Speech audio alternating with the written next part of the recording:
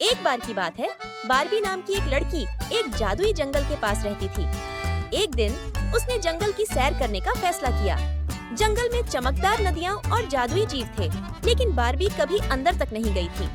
अपने बैग में नाश्ता रखकर वह जंगल में चल पड़ी। जैसे जैसे वह आगे बढ़ी, पेड़ लंबे होते गए और हवा में सुनहरी चमक दिखाई दी। तभी उसे घंटियों की आवाज सुनाई दी। उस आवाज का पीछा करते हुए बारबी एक छिपे हुए मैदान में पहुंची। वहाँ चमकदार फूल और एक साफ तालाब था। तालाब के बीच में एक सफेद यूनिकॉर्न खड़ा था, जिसकी अयाल सितारों की तरह चमक रही थी।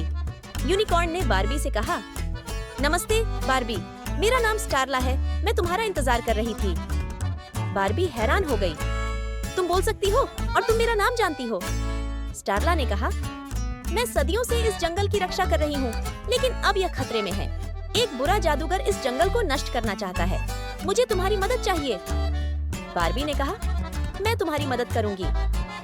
स्टारला ने बताया कि जंगल का जादू एक क्रिस्टल से बचता है, जो जंगल में छिपा हुआ है।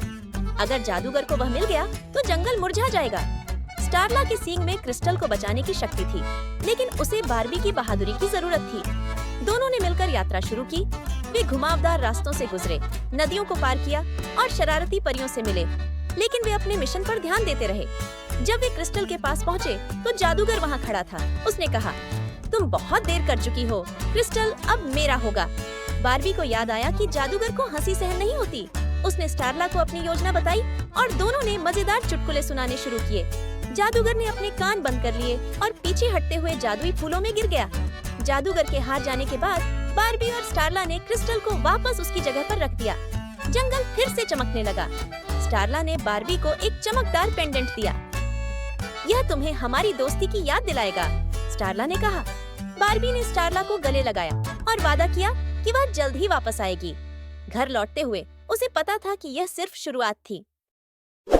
Please subscribe and press the bell icon to get the latest videos.